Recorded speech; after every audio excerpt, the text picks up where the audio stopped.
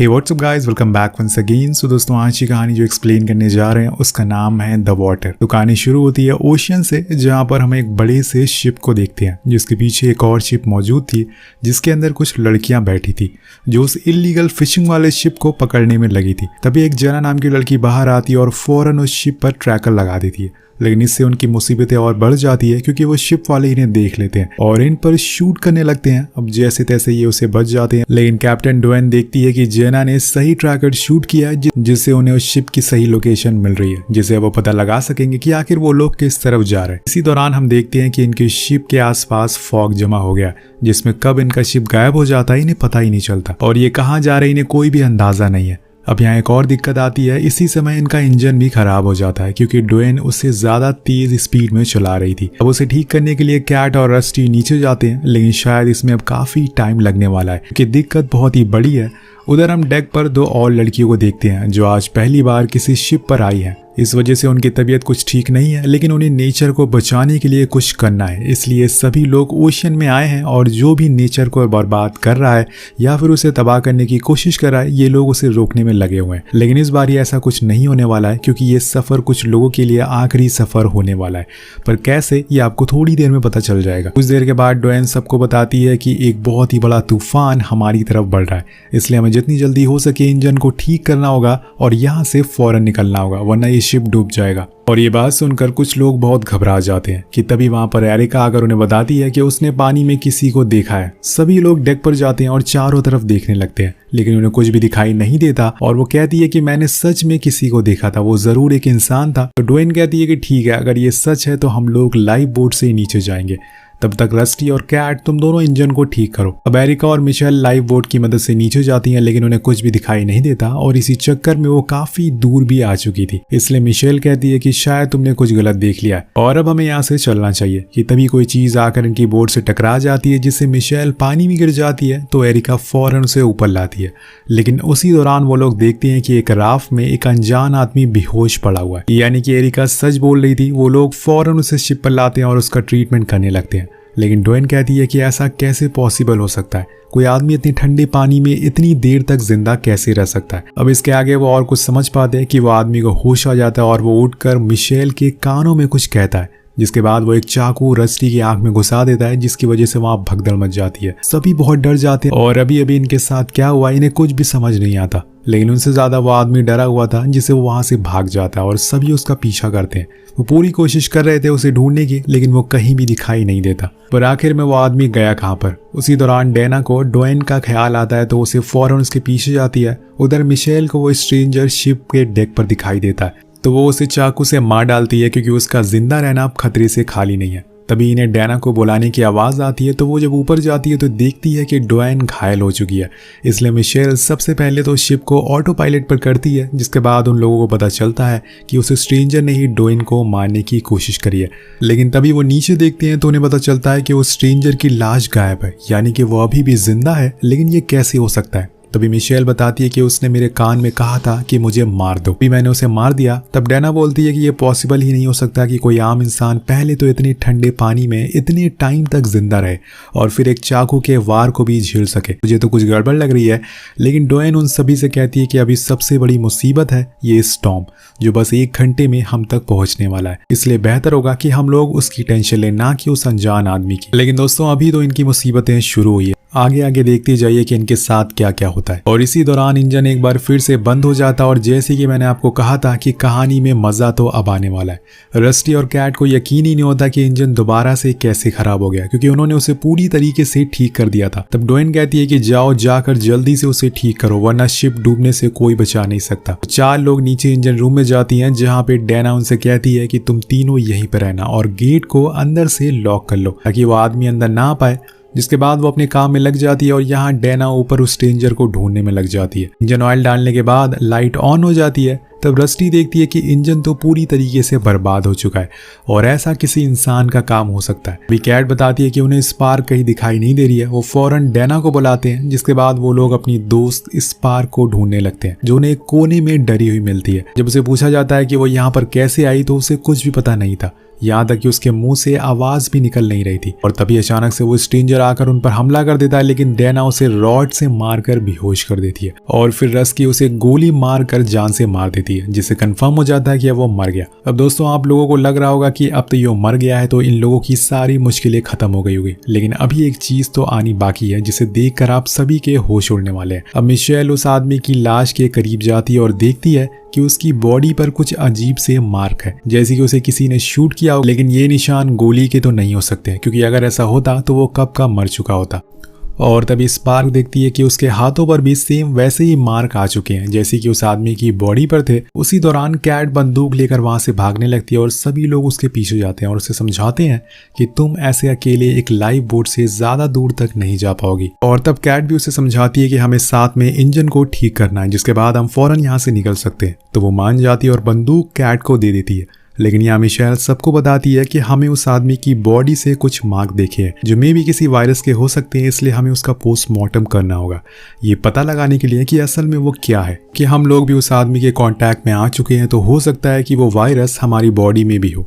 तो एरिका और डैना दोनों उस आदमी की लाश का पोस्टमार्टम करने के लिए उसे ले जाते हैं।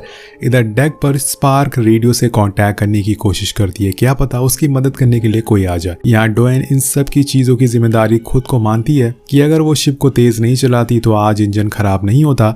उधर एरिका मिशेल को बुलाकर उस स्ट्रेंजर के पास उसे फोन देती है और कहती है कि इसे जाकर स्पार्क को दे दो, क्या पता इसमें उसे कुछ काम की चीज मिल जाए। दूसरी ओर रस्टी देखती है कि कैट कहीं दिखाई नहीं दे रही है, तो वो उसे ढूंढने के लिए इंजन रूम में जाती है और तभी उसे चीखें सुनाई देती है। और जब वो करीब जाती है तो वहां उसे कैट का माइक्रोफोन पड़ा हुआ मिलता है, जिसे देख के वो घबरा जाती है।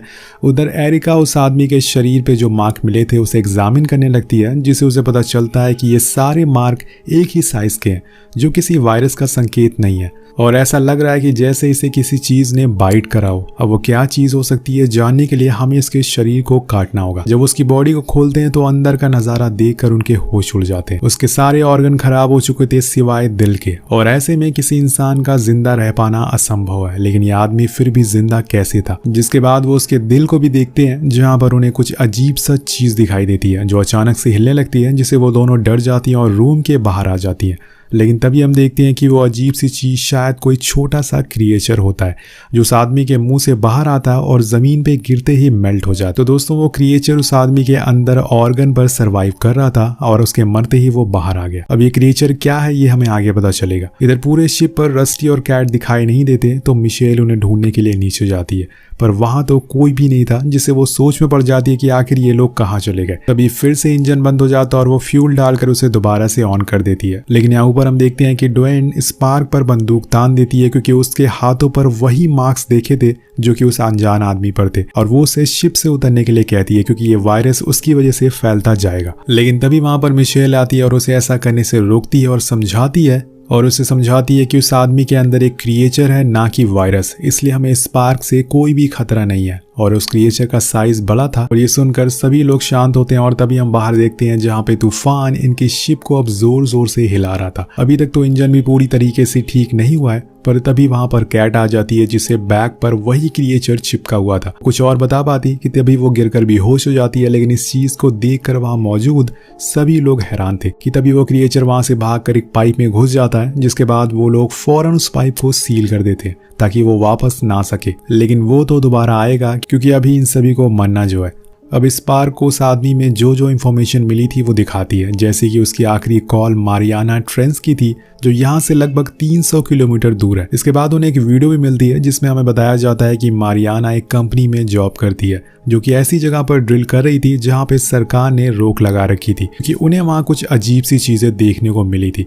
लेकिन ये कंपनी वाले नहीं माने। मे बी ये आदमी वहां से आया हो और अपने साथ ये क्रिएचर लाया हो। इस क्रिएचर ने इस आदमी को इतनी दिनों तक जिंदा रखा होगा, वेल कुछ भी कहा जा सकता है। अब वो उसे वही वीडियो दिखाती है जो उन्हें पोस्टमार्टम के टाइम पर बनाई थी, जिसमें साफ दिख रहा था कि उस आदमी के मरने के बाद वो क्रिएचर उससे बाहर निकलने की जगह ढूंढ रहा था, क्योंकि उसे अब कोई दूसरा शरीर चाहिए खुद की भूख मिटाने के लिए। अब ये कुछ और नतीजे पर पहुंच पाती कि तभी इनका शिप डिसबैलेंस होने लगता और डोएन कहती है कि हमें सबसे पहले कैट को ढूंढना होगा। वो जितनी जल्दी हो सके इंजन को ठीक कर सकती है, तभी हम यहाँ से बाहर निकल पाएंगे।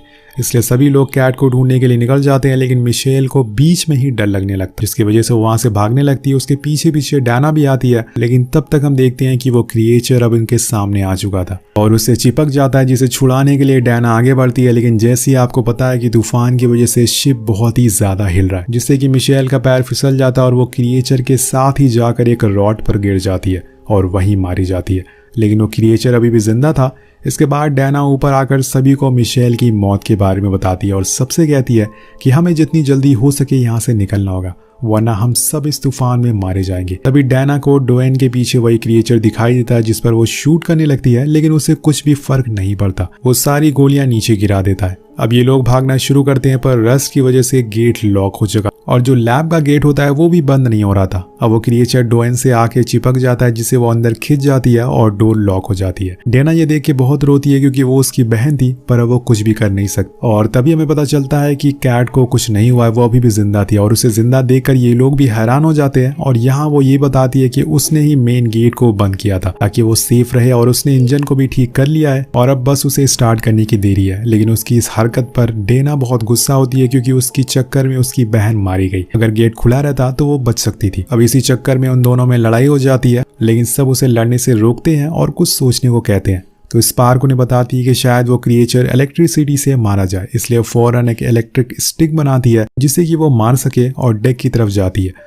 लेकिन तभी वो डैना को डोएन दिखाई देती है, जिसे ढूंढते ढूंढते वो लोग कॉकपिट पर आ जाते हैं, जहाँ पे डैना सबसे पहले तो इंजन को स्टार्ट करने की कोशिश करती है, जो भी कुछ ही देर में स्टार्ट हो जाता है। और वो सबसे कहती है कि अब हम लोग घर जा रहे हैं। पर तभी पीछे से डोएन आ जाती है, जो कि अब खुद के काबू में नहीं बल्कि उस क्रिएचर के काबू में थी। उसके फेस से उस क्रिएचर के टेंटिकल्स बाहर आ रहे थे और वो क्रिएचर उसे ऑर्डर देता है कि खुद की जान ले लो, जिससे कि वो जाकर उस इलेक्ट्रिक रॉड पर गिर जाती है और मारी जाती है। वेल कहानी आगे बढ़ती है और स्पार्क देखती है कि वो क्रिएचर डोएन की बॉडी से निकलकर नीचे गिर गया है। उसे लग रहा था कि शायद वो करंट की वजह से मारा गया हो, लेकिन ऐसा होता नहीं, वो अभी भी जिंदा था। अब वो सीधा आकर उसके मुंह से चिपक जाता है, लेकिन डैना यहाँ पर उसे हटाने में कामयाब होती है। अब अपने दोस्तों को मरते हुए देखकर स्पार्क पूरी तरीके से गुस्से में आ चुकी थी, इसलिए वो उसे जलाने की कोशिश करती है, पर वो क्रिएचर उसे खुद के टेंटिकल्स में फंसा लेता है, जिससे कि वो भी जलने लगती है और जाकर पानी में गिर जाती है और मारी जाती है। अब इसके बाद डैना ये बात जाकर कैट और एरिका को बताती है और कहती है कि हम इस शिप को लेकर पोर्ट पर नहीं जा सकते, क्योंकि इससे वो क्रिएचर पूरे शहर में फैल जाएगा और सब मारे जाएंगे, इसलिए हमें इसे यहीं डुबाना होगा ताकि वो भी इसके साथ डूब जाए। लेकिन ये बात कैट को पसंद नहीं आती, क्योंकि इसमें वो सब मारे जाएंगे और इसी चक्कर में उसकी और डैना की लड़ाई हो जाती है, जिसमें डैना उसका सर पाइप से टकरा देती है, जिससे कि उसका सर फट जाता है और वो जाकर इंजन को ऑफ करने लगती है ताकि शिप अनबैलेंस हो जाए और डूब जाए। लेकिन तभी वहां एरिका आ जाती है, जो कि अब क्रिएचर के कंट्रोल में थी। वो उसका गला दबा लेती है और मारने लगती है, लेकिन तभी वहां पर रस्टी आकर ऑयल पाइप को तोड़ने लगती है, जिससे वो क्रिएचर देख लेता और अब बारी थी रस्टी की। अब वो क्रिएचर उसे भी मार देता है, लेकिन अब यहाँ पर शिप का इंजन ऑफ हो चुका था, जिसकी वजह से वो किसी भी समय डूबने वाला था। अब उसी दौरान हम एरिका और डैना को साथ में देखते हैं और अब उनकी तरफ वो क्रिएचर बढ़ता जा रहा है, लेकिन तभी शिप डूब जाता है, जिसके साथ ही सब कुछ मारा जाता है, सब कुछ खत्म हो जाता है। पर यहाँ था इस कहानी में एक और सबसे बड़ा ट्विस्ट। हम फिशर्स की एक टीम को देखते हैं जो डैना को समुद्र में तैरते हुए देख लेती है और उसे फौरन बोट पर बैठा लेती है। अब होश में आते ही डैना खुद की बॉडी पर चेक करती है, कहीं वो क्रिएचर उसके शरीर से तो चिपका नहीं है। पर आपको क्या लगता है, क्या वो मर गया? क्योंकि उस आदमी की तरह वो भी इतने ठंडे पानी में इतनी देर तक जिंदा रह पाई। इसी क्वेश्चन के साथ ये कहानी खत्म हो जाती है। आप क्या सोचते हैं नीचे कमेंट करके जरूर बताएगा। मिलते हैं आपसे अगली वीडियो में। Thank you so much watching. Peace out.